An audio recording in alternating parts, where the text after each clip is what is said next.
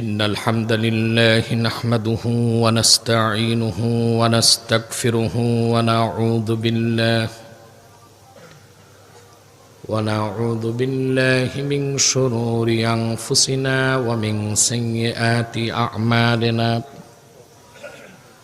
من يهده الله فلا مضل له ومن يضلله فلا هادي له ونشهد أن لا إله إلا الله وحده لا شريك له ونشهد أن سيدنا وحبيبنا ومولانا محمدا عبد الله ورسوله صلى الله عليه وعلى آله وصحبه وسلم الذي أكمل الله به قصر النبوة أي ختم الله به النبوة وحكما لا نبي بعده وأعلن في القرآن بالبرهان أن محمدا صلى الله عليه وسلم خاتم النبيين والمرسلين الذي أرسله بالحق بشيرا ونذيرا وداعيا إلى الله بإذنه وسراجا منيرا ঠিক আছে মাইক হাত ধরো না فقد قال الله تعالى في كلامه المجيد والفرقان الحميد أعوذ بالله من الشيطان الرجيم بسم الله الرحمن الرحيم يا أيها الذين آمنوا توبوا إلى الله توبة نصوحا عسى ربكم أن يكفر عنكم سيئاتكم ويدخلكم جنات تجري من تحتها الأنهار يوم لا يخزي الله النبي والذين آمنوا معه نورهم يسعى بين أيديهم وبأيمانهم يقولون ربنا أتمم لنا نورنا واغفر لنا إنك على كل شيء قدير صدق الله العظيم وصدق رسوله النبي الحبيب الكريم ونحن على ذلك من الشاهدين والشاكرين والحمد لله رب العالمين إن الله وملائكته يصلون على النبي يا أيها الذين آمنوا صلوا عليه وسلموا تسليما اللهم صل على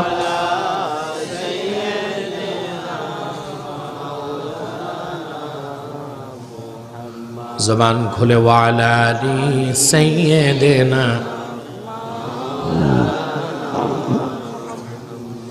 اللهم صل على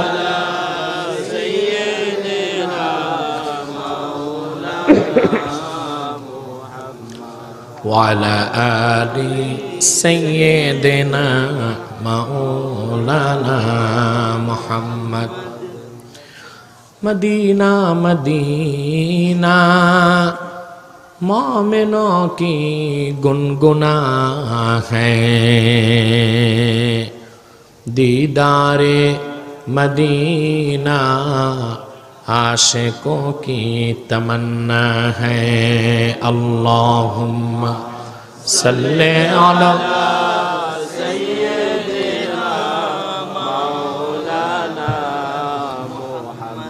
वाला आली सय्यदना मौलाना मुहम्मद। मदीने की हवा से जन्नती बू आती है, खाके पाके मदीना में नूर जन्नत चमकती है। अल्लाहुम्मा सल्ले अला मौलाना मुहम्मद वाला आली सय्यदना मौलाना मुहम्मदुन रसूलुल्लाह सल्लल्लाहु अलैहि वसल्लम खतमल्लाहु बिहिन नबुव्वा व हकमन ला नबिय्य बादहु बलगल उला बिकमालिही कशफद्दुजा बिजमालिही हसनत जमीअ खसालिही सल्लु अलैहि व आलिहि।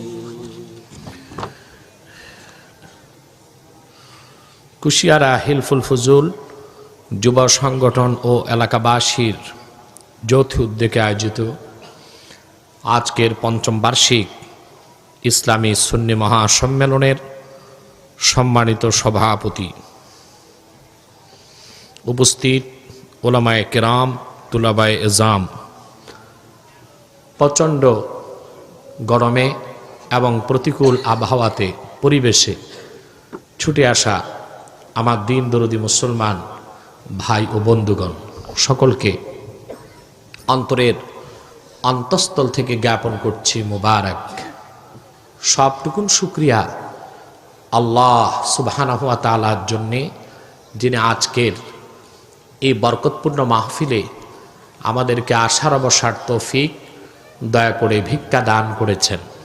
সেজন্য আসুন আমরা সকলে একবার অবনত চিত্তে হৃদয়ের আবেগ অনুভূতি উজাড় করে সমবেত কণ্ঠে বলি আলহামদুলিল্লাহ। অগণিত অসংখ্য দরুদ ও সালাম আল্লাহর সৃষ্টির প্রধান আকর্ষণ, বিশ্বসভার সভাপতি, সকল নবী রাসূলগণের মাথার তাজ, শামসুল হিদায়াত, বদরুদ্দুজা, সাইয়্যিদুস সাকালাইন, ইমামুল মুরসালিন, খাতামুন নবিয়্যিন ওয়াল মুরসালিন, আফতাবে নবুওয়াত, শাহানশাহে রিসালাত, সরকারে দো জাহাঁ, সুলতানুল মদিনা, নবিয়ুল আম্বিয়া, হুজুরে আকরম, নূরে মুজাসসাম, নূরুন আলা নূর, সয়্যিদিনা হাবিবিনা শফিঈনা মাওলানা মুহাম্মদ সাল্লাল্লাহু আলাইহি ওয়াসাল্লামার উপর আল্লাহ জাল্লা যিকরুহু ওয়া আম্মা নাওয়ালুহু, যাকে আজ থেকে ১৫০০ বছর আগে প্রেরণ করেছেন, সর্বশ্রেষ্ঠ ও সর্বশেষ নবী ও রাসূল হিসেবে, যার পরে আজ পর্যন্ত পৃথিবীতে অবশ্যই কোনো প্রকার নবী কিংবা রাসূল অবশ্যই আসে নাই, অবশ্যই এখনো নাই, অবশ্যই কিয়ামত পর্যন্ত আসবে না। সম্মানিত সুধী, বর্তমান পরিস্থিতিতে রাষ্ট্রীয় প্রোগ্রামগুলো বন্ধ হয়ে যাচ্ছে করোনা ভাইরাস আতঙ্কের কারণে, ঠিক কিনা? ওয়াজ মাহফিলও বন্ধ করে দেওয়া হচ্ছে। গতকাল আমার প্রোগ্রাম ছিল সাতক্ষীরাতে, সেটা ক্যান্সেল হয়ে গিয়েছে এই ভাইরাস ফোবিয়া, ভাইরাস আতঙ্কের কারণে বন্ধ করে দেওয়া হয়েছে। এরপর পৃথিবীতে অনেক ইন্টারন্যাশনাল এয়ারলাইন্সের ফ্লাইটগুলো বন্ধ হয়ে যাচ্ছে। স্বর্ণের দাম কমে গেছে, ডলারের দর পতন হয়েছে। এত কিছুর পর কুশিয়ারার মাহফিল আল্লাহ যে কবুল করেছেন, একটু জোরে বলবেন না আলহামদুলিল্লাহ। এটা আল্লাহর অশেষ রহমত ছাড়া আর কিছু নয়। আমি প্যান্ডেলে ঢুকার আগে খুব আতঙ্কিত ছিলাম, ভয়তো লোকজন আসছে কিনা। দেখলাম আলহামদুলিল্লাহ মোটামুটি আমাদের কাজ চলার মতো ব্যবস্থা হয়ে গেছে, আলহামদুলিল্লাহ। প্যান্ডেলের বাইরে যারা, তারা যদি কোরআনকে ভালোবেসে ভিতরে আসতেন, আমাদের কোরআন পুরা হয়ে যেত। আর একদম পিছনে যারা বসেছেন একটু এগিয়ে আসুন, যেন ফাঁকা জায়গাগুলোতে শয়তান জায়গা করতে না পারে। সম্মানিত সুধী, মূলত মানুষ খুব বেশিটাই আতঙ্কিত হয়ে গেছে, ঠিক কিনা? অধিকাংশ মানুষকে দেখা যায় মুখে মাস্ক বেঁধে চলতেছে। আমরাও যদি মাস্ক বেঁধে বসে থাকি তো ওয়াজ করব কি করে? নাকটা ঢাকলো, মুখটা তো আর ঢাকা যায় না, ঠিক কিনা? আসলে এগুলো আমি বিশ্বাসই করি না। ছোঁয়াচে বলতে কিছু নাই। রাসূলুল্লাহর হাদিস আছে, লা তুয়ারাতা ওয়ালা হাম্মা, পাখির ডাকে কোনো শুভ অশুভ নাই, আর ছোঁয়াচে বলতে কিছু নাই। যার তকদিরে আছে সেই আক্রান্ত হবে, আর যার তকদিরে নাই, ওরে করোনা ভাইরাস শরবতে মিশায় খাওয়াই দিল, তার কিচ্ছু হবে না। কথা বুঝতে পেরেছে? আমার দৃষ্টিতে এটা একটা আযাব। বিশেষ করে চায়নাতে যেভাবে উইগুর মুসলমানদের উপর নিপীড়ন করা হয়েছে, তার একটি ছোট্ট পানিশমেন্ট আল্লাহর পক্ষ থেকে তাদের উপরে এসেছে। উইগুর মুসলমানদের মসজিদগুলো বন্ধ করা হয়েছে, মহিলাদেরকে বোরখা পরতে দেওয়া হয় নাই, রোজা রাখলে পিটানো হতো, দাড়ি রাখলে জরিমানা করা হতো। এখন দেখুন, আপনারা দেখেছেন ভিডিওগুলো ভাইরাল হয়েছে, বৈদ্যরা হাফ প্যান্ট পরে জানামাজ নিয়ে মসজিদে দৌড়াচ্ছে। ইমান নাই, অজুও নাই, ফুল প্যান্টও না, হাফ প্যান্ট পরে জানামাজ নিয়ে দৌড়াচ্ছে। সুবহানাল্লাহ বলবেন। 50টা অ্যাটম বোমা তো এই কাজ হতো না, আল্লাহ করোনা ভাইরাস দিয়ে যেটা করে দিলেন। ওই দেশের প্রেসিডেন্ট কি যেন, জি প্যানপং কি না,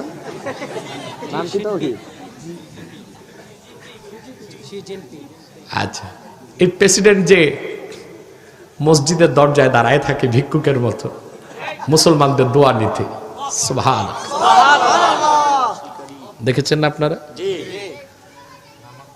যে মহিলাদেরকে বোরখা পরতে দেওয়া হয় নাই, এখন সেখানকার পুরুষরাই বোরখা পরে হাঁটে ভাইরাসের ভয়তে। সুবহানাল্লাহ কইবেন না? আল্লাহ কি না পারেন? সুবহানাল্লাহ। কিছুটা পানিশমেন্ট ভারতেও শুরু হয়েছে, ঠিক কিনা? তবে আমার মনে হয় এই ভাইরাস মোদিকে অ্যাটাক করবে না, কারণ মোদি যে নৃশংস বর্বর কাজ করেছে, ঘৃণায় করোনা ভাইরাস ওর কাছে যাবে না, ঠিক কিনা? তার জন্য আল্লাহর পক্ষ থেকে আরো বড় কোনো গজব অপেক্ষা করছে। মোটের উপর ভূমিকা এই কথাগুলোই বললাম যে ভাইরাস আতঙ্কে সারা দেশ যখন থরথর করে কাঁপছে, হিলফুল ফুজলের মাহফিল কোনো ব্যত্যয় ঘটে নাই, সমান গতিতে চলছে। আলহামদুলিল্লাহ বলেন। এটা আপনারা খুশি? কুশিয়ারাবাসী খুশি? আলহামদুলিল্লাহ বলেন। বেজারকে আর শয়তানের চামুন্ডা, ঠিক কিনা? এত সুন্দর মাহফিল হোক ওরা চায় নাই। আল্লাহর পক্ষ থেকে প্রতি বছর মাহফিলটা সাকসেস হয়, আলহামদুলিল্লাহ। অনেকে হিংসা করে, ঈর্ষা করে পাল্টা মাহফিলও দেয়। তা তো খুব একটা কাজের কাজ কিছু হয় না, ঠিক কিনা? যে হিংসা করে সে হাসেদ, আর যার সাথে হিংসা করা হয় সে মাহসুদ। হাসেদ যখন হিংসা করে তার উপর লানত আসে, আর যার সাথে হিংসা করা হয় মাহসুদ, সে আল্লাহর পক্ষ থেকে নুসরত পায়, রহমত পায়। সুবহানাল্লাহ। ভাই সব, আজকে আমি আপনাদের সামনে কোরআন কারীম 28তম পারা থেকে 66 নম্বর সূরা আত-তাহরিম থেকে 8ম নম্বর আয়াতটি তেলাওয়াত করেছি। বলুন তো ভাই, কোন সূরা? তাহরিম। এই সূরা থেকে 8 নম্বর আয়াতটি আমরা তেলাওয়াত করেছি। আমার আজকের আলোচ্য বিষয়বস্তু হলো তওবা। আমরা প্রত্যেকে পাপী তাপী গুনাহগার। আমরা এখানে কেউ বুকে হাত দিয়ে বলতে পারবো আমি নিষ্পাপ? একটু জোরে বলেন ভাই। আপনারা পাপী, আমিও পাপী, কেউ বড় কেউ ছোট, ঠিক কিনা? এই পাপী তাপী মানুষ আমরা যারা, আমাদের আরাধ্য বিষয় একটা, আমরা পরকালে মৃত্যুর পর বিনা আযাবে আল্লাহর জান্নাত চাই। কে কে চান? হাত তুলে দেখান। আলহামদুলিল্লাহ। হাত নামান। নারায়ে রিসালাত। একসাথে দুইটা হবে। আলহামদুলিল্লাহ। যে মানুষগুলো এতক্ষণ ভয়তে বের হয় নাই, একটু একটু বের হয়ে আসতেছে, যে হুজুর যখন শুরু করছে তাহলে যাওয়া যায়। আল্লাহ কবুল করুন। তোমরা কেউ দাঁড়িয়ে থেকো না, সব বসে যাও, সব বসে যাও। সম্মানিত সুধী, তাহলে আমরা সবাই পাপী তাপী কিনা? আমরা আজকে একটি কোরআন কারীম থেকে প্রেসক্রিপশন নেব, একটি ফর্মুলা নিব, যে মৃত্যুর পর আমরা নিষ্পাপ হয়ে আল্লাহর সাক্ষাৎ চাই, চোখ বন্ধ করে জান্নাত চাই। সুবহানাল্লাহ। তার জন্য তওবার কোনো বিকল্প, সুবহানাল্লাহ, তওবার কোনো বিকল্প। আল্লাহ রাব্বুল আলামিন আপন হাবিব মুহাম্মদ সাল্লাল্লাহু আলাইহি ওয়াসাল্লামের ইমানদার উম্মতদেরকে সান্ত্বনা প্রদান করে কোরআন কারীমে বলেন, ইয়া আইয়ুহাল্লাযীনা আমানু তুবু ইলাল্লাহি তাওবাতান নাসুহা। হে উম্মতে মুহাম্মাদি ইমানদারগণ, তুবু ইলাল্লাহি তাওবাতান নাসুহা, তোমরা আল্লাহর কাছে তওবায়ে নাসুহা করো। সুবহানাল্লাহ। তওবার নাম কি? আমি শুনেছি অনেক মূর্খ বক্তারা অপব্যাখ্যা করছে। তারা বলেছে নসুহা একটা মহিলা। নাউজুবিল্লাহ। আর এই মহিলা গুনাহ করছিল, পরে তওবা করছে, তার তওবা কবুল হয়েছে, এই জন্য তওবার নাম নসুহার তওবা। নাউজুবিল্লাহ। এতটা মূর্খ মানুষ ওয়াজ করা জায়েজ নাই, ঠিক কিনা? তওবায়ে নাসুহা হলো তাওবাতান মাকবুলাতান লা তুরাদ্দু ইনদাল্লাহ। এমন তওবা নাসুহা যা করলে আল্লাহ ফেরত দেন না, তিনি তওবা কবুল করে নেন, বান্দাকে নিষ্পাপ ঘোষণা করে দেন। বলেন সুবহানাল্লাহ। যে তওবাটা আল্লাহ ফেরত দিতে লজ্জা পান, ওই তওবার নাম তওবায়ে নাসুহা। যে তওবাটা আল্লাহ ফেরত দেন না, যে তওবাটা কবুল হয়েই থাকে, সেই তওবায়ে নাসুহার জন্য 3টি শর্ত অনিবার্য। কয়টি? আল্লাহর পক্ষ থেকে বান্দার প্রতি সবচেয়ে বড় দয়া যে তিনি তওবার দরজা খোলা রাখছেন। এই তওবার সূচনাটা জান্নাতে। কোথায়? জান্নাতে। আমি ঘটনা দীর্ঘ করব না, শুধু বুঝাবার জন্য যতটুকু প্রয়োজন ততটুকু বলছি। বন্ধ করুন।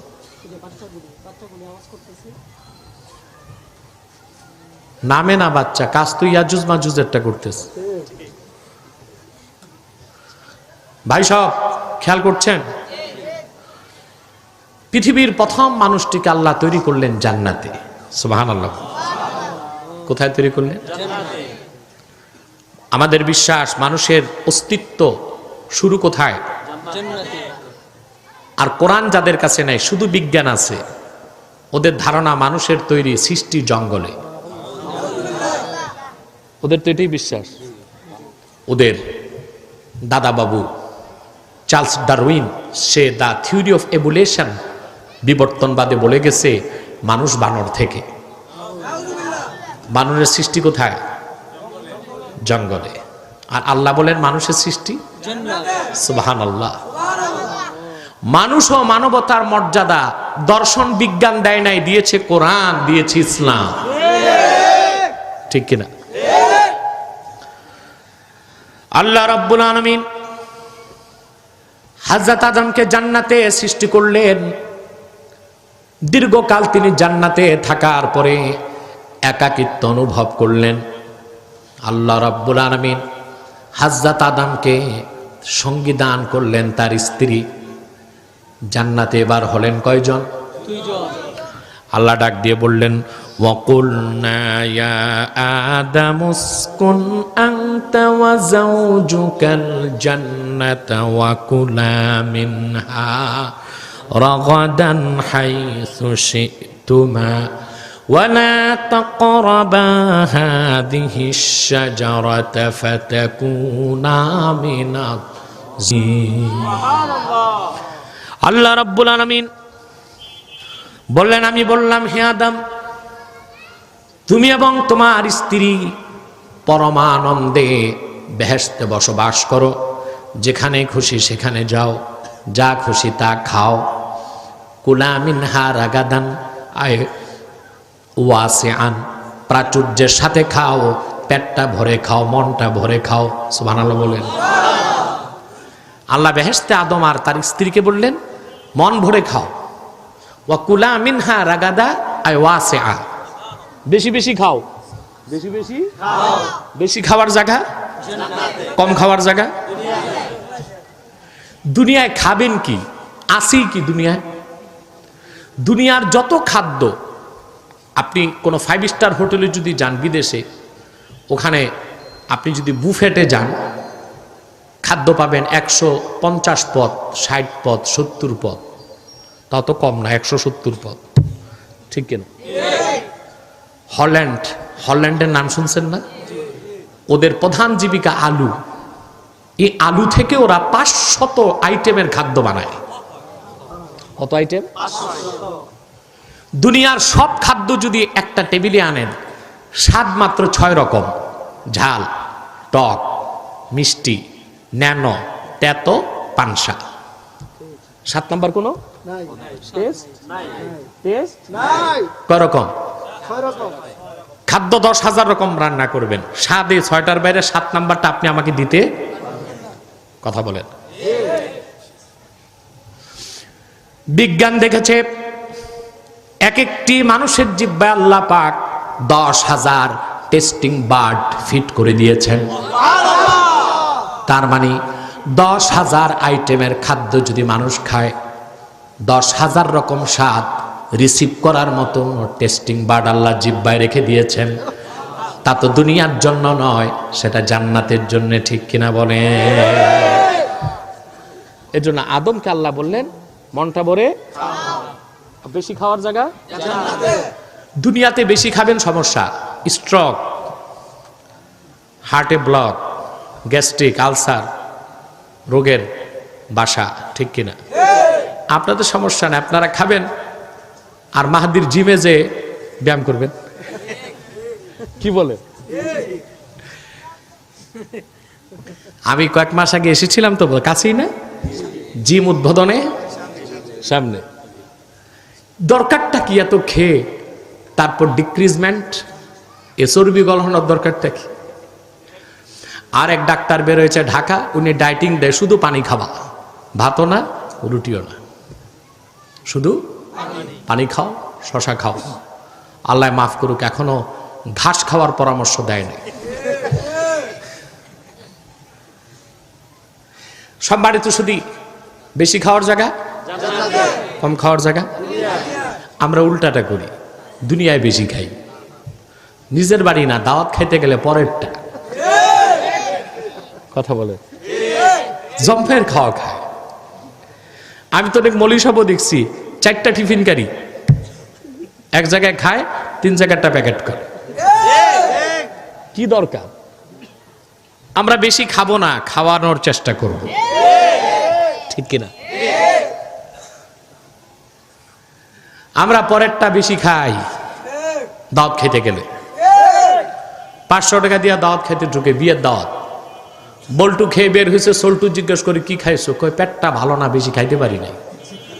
তো কি খাইছো? কই বেশি না, 10টা রোস্ট, 8টা ব্রোস্ট, 6 প্লেট পোলাও, 3 প্লেট জর্দা, 17টা কবাব, 8 গ্লাস বোরহানি, 3 প্লেট জর্দা। বেশি খায় নাই, পেট খারাপ। পেটটা ভালো থাকলে যখন গজব করতো, ও তো আল্লাহ তাআলাই ভালো জানে, ঠিক কিনা? ভাই সব কষ্ট হচ্ছে। আল্লাহ আদমকে ডেকে বললেন মনটা ভরে খাও, সুবহানাল্লাহ, যেখানে খুশি যাও। ওয়ালা তাকরাবা হাদিহিশ শাজারাতা ফাতাকুনা মিনাজ জালিমিন। তবে এই একটি বৃক্ষের কাছেও যেও না, যদি যাও তোমরা ক্ষতিগ্রস্তদের কাতারে শামিল হয়ে যাবে। তারপর ঘটনা জানেন, শয়তানের ওয়াসওয়াসায় স্বামী স্ত্রী দুজন গন্ধম খেলো, ঠিক কিনা? তারপর কি হলো? আল্লাহ পাক তাদের পোশাক কেড়ে নিলেন, ঠিক কিনা? জান্নাত থেকে বহিষ্কার করলেন। আল্লাহ পাক বলেন فأزلهما الشيطان عنها فأخرجهما مما كانا فيه وقلنا اهبطوا بعضكم لبعض عدو ولكم في الأرض مستقر ومتاع إلى حين। এই তোমরা এখানে কথা বলো না, আমি সবাইকে বসতে বলেছি। কেন? আমাদের বাপের বাড়ি থেকে আমাদের বের করছে। আসল বাড়ি কোনটা? আমরা এটা বুঝি না। যার বাড়ি বরিশাল যদি জিজ্ঞেস করি মনু বাড়ি কমবে, কই বরিশাল পট্টিয়াখালী। তারপর আরেকজন তোমার বাড়ি কই, এডিও বাড়ি কই, নোয়াখালী, ঠিক কিনা? আমরা এটারই আসল বাড়ি বানাইলাম। আসল বাড়ি কোনটা? আল্লাহ পাক বলেন আদম হাওয়া যেখানে ছিল, শয়তান সেখান থেকে তাদের বের করলো। আল্লাহ পাক বলেন যাও, জান্নাত থেকে বহিষ্কৃত হয়ে যাও, তোমরা পরস্পর পরস্পরের শত্রু। তাফসীরের কিতাবে এসছে আদমকে নামানো হলো শ্রীলঙ্কায়, হাওয়াকে আরবের জেদ্দায়, ইবলিসকে নামানো হলো হিন্দুস্তানে। কোথায়? হিন্দুস্তানে। ওই ইবলিসের সোহবতটা, আসরটা হিন্দুদের মধ্যে সবচেয়ে বেশি, ঠিক কিনা? আর যে সাপ ছিল, সাপ, এই সাপকে নামানো হলো ইরানের ইস্পাহানে। ইরানে একটা শহর আছে ইস্পাহান, ওখানে সাপটাকে নামানো হলো। তোমাদের কি চুলকানি আছে নাকি? চুপচাপ বসো না। কোথায় নামানো হলো? ইরানের ইস্পাহানে। আমার বন্ধুরা, ঘটনা বলা আমার উদ্দেশ্য নয়। আদম পৃথিবীতে আসলেন কখন? ইমামে খাজেন তার তাফসিরে লেখেন, আমরা যখন ফজর নামাজ পড়ি সুবহে সাদেকের সময় তিনি নামলেন। পাহাড়ে যখন পা রাখলেন, চতুর্দিক তাকিয়ে দেখেন সুবহে সাদেক। যখন আমরা ফজর নামাজ পড়ি খুব বেশি আলো থাকে না, অন্ধকারও থাকে না, আলো আধারের মাঝামাঝি একটা মায়াবী পরিবেশ থাকে। জান্নাতে সব সময় ওই রকম দৃশ্য থাকবে। আদম এসে সান্ত্বনা পেলেন মনে, নূরের জান্নাতের কিছুই তো কাদার পৃথিবীতে নাই, মাটির পৃথিবীতে নাই। সময়ের এতটুকুন সাদৃশ্য পাবার কারণে আল্লাহ শুকরিয়া আদায় করার জন্যে আদম 2 রাকাত নামাজ পড়লেন। কিয়ামত তক আদমের বংশের উপর আল্লাহ পাক সে 2 রাকাতকে ফজরের ফরজ নামাজ বানায় দিলেন। হযরত আদম তারপরেই তওবা শুরু করলেন, রোনা জারি। খাতিবে কাস্তালানির মতে হযরত আদম 360 বছর কানলেন, আরেক বর্ণনায় 460 বছর, আরেক বর্ণনায় 600 বছর। শত শত বছর চোখের পানিতে তার বুকটা ভাসালেন, তওবা কবুল হয় না। হঠাৎ মনে পড়ল তার জান্নাতের কথা, আমার নূর নবী মুহাম্মদ সাল্লাল্লাহু আলাইহি ওয়াসাল্লামের নূরের কথা। ইমামে হাকিম মুস্তাদরাক আলা সাহিহাইনে নকল করেছেন, হযরত আদম সৃষ্টির পরে জান্নাতে আল্লাহকে সাজদা করেছেন। দুনিয়ার আসর থেকে মাগরিব যত সময় তত সময় আল্লাহ পাক তাকে ডাক দিলেন। আল্লাহ বলেন, ইয়া আদমুর ফারাসাক, আদম তোমার মাথা উঠাও। ফারাফারাসাহু, তিনি তার মাথা তুললেন। ফারাআ নূরা মুহাম্মদ সাল্লাল্লাহু আলাইহি সাল্লাম ফি সুরাদিকিল আরশিল মুআল্লা। আদম মাথা তুলে দেখলেন আমার আল্লাহর আরশে আজিমে নূরে মুহাম্মাদি দেখা যায়। আর কি তিনি আরো দেখলেন, ইমাম হাকিম তার মুস্তাদরাকে হাদিসটি এনেছেন, খতিব কাস্তালানি মাওয়াহিবুল্লাহ দুনিয়াতে এনেছেন, সুয়ুতি খাসায়েত কুবরাতে এনেছেন, বাইহাকি দালাইলুন নুবুওয়াতে এনেছেন। অসংখ্য হাদিসের কিতাবে দেখেছি, ইন্না আদামা রাআ ইসমা মুহাম্মদ সাল্লাল্লাহু আলাইহি সাল্লাম মাকতুবান ফিল আরশ। হযরত আদম সাজদা থেকে মাথা তুলেই আরো দেখলেন আল্লাহর আরশে আজিমে আল্লাহর নামের সাথে মুহাম্মদ সাল্লাল্লাহু আলাইহি ওয়াসাল্লামের নাম লেখা। সুবহানাল্লাহ। কথা শুনতেছেন ভাই? দুনিয়াতে আসা বেহেশতে আদম আল্লাহকে জিজ্ঞেস করেছিলেন, আল্লাহ এই নূরটা কার? আল্লাহ বললেন, সুবহানাল্লাহ, আল্লাহ বললেন, নূরু নাবিয়্যি মিন যুররিয়্যাতিক ইসমুহু ফিস সামাই আহমদ ওয়া ফিল আরদি মুহাম্মদ। তিনি আমার নবী, আখির নবী, তোমার বংশে যিনি আসবেন শেষ জমানায় মুহাম্মদ সাল্লাল্লাহু আলাইহি ওয়াসাল্লাম, ওনার নূর। আকাশে ফেরেশতারা যাকে যার জিকির করে আহমদ নামে, বলেন সুবহানাল্লাহ সুবহানাল্লাহ। দুনিয়াতে আসার পরে আদমের মনে পড়ল সেই কথা। শত শত বছর তওবা করার পরে তওবা যখন কবুল হয় না, আদম আল্লাহকে ডাক দিয়ে বললেন, আল্লাহুম্মা ইন্না নাতাওয়াসসালু ইলাইকা বিওয়াসিলাতি মুহাম্মদ সাল্লাল্লাহু আলাইহি সাল্লাম। মালিক,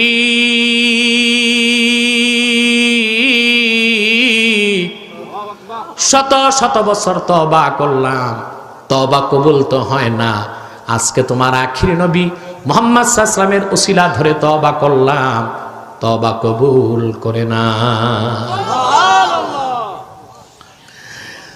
আল্লাহ পাক রাজি হয়ে গেলেন, খুশি হয়ে গেলেন। তৎক্ষণাৎ তওবা কবুলের জন্য আল্লাহ পাক আদমের বুকের মধ্যে, দিলের মধ্যে কিছু শব্দ ঢেলে দিলেন। সুবহানাল্লাহ বলবেন না? সেই কথাটি আল্লাহ পাক কোরআনে বলেন, ফাতালাক্কা আদামু মির রাব্বিহি কালিমাতিন ফাতাবা আলাইহি ইন্নাহু হুয়াত তাওয়াবুর রহিম। আল্লাহ পাক তওবা কবুলের জন্যে রাসূলুল্লাহর উসিলা ধরার কারণে আদমের অন্তরে কিছু শব্দ ঢেলে দিলেন। বলেন সুবহানাল্লাহ। বাকিরা কথা বলবেন না নাকি? একটু আওয়াজ দিয়ে বলি না ভাই, সুবহানাল্লাহ। এখনো যারা দাঁড়িয়ে আছেন আমি বলবো আল্লাহর হস্তে বসে যান। যারা দাঁড়িয়ে আছেন আল্লাহর হস্তে বসে যান। সম্মানিত সুধী, আদমের অন্তরে তওবা কবুলের জন্য আল্লাহ পাক কিছু শব্দ ঢেলে দিলেন। শব্দগুলো কি আল্লাহ অন্য জায়গায় বলেছেন, রব্বানা যালামনা আনফুসানা ওয়া ইল্লাম তাগফির লানা ওয়া তারহামনা লানাকুনান্না মিনাল খাসিরিন। পারেন দোয়াটা? কথা বলেন। সারা জীবনে যত গুনাহ করেছেন সব গুনার কথা মনে করে আমার সাথে পড়েন, মাফ হয়ে যাবে।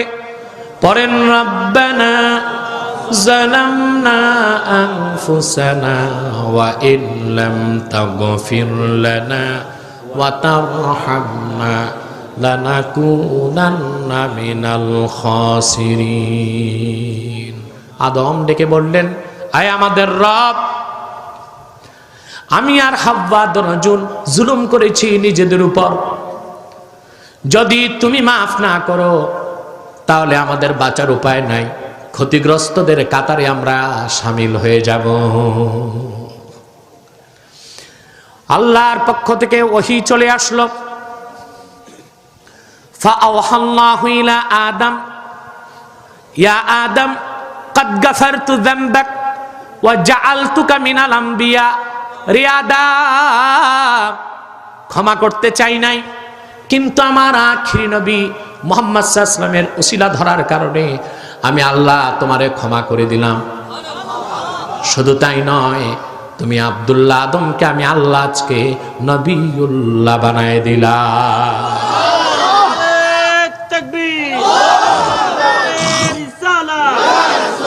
কোরআনের আলো, হাদিসের আলো,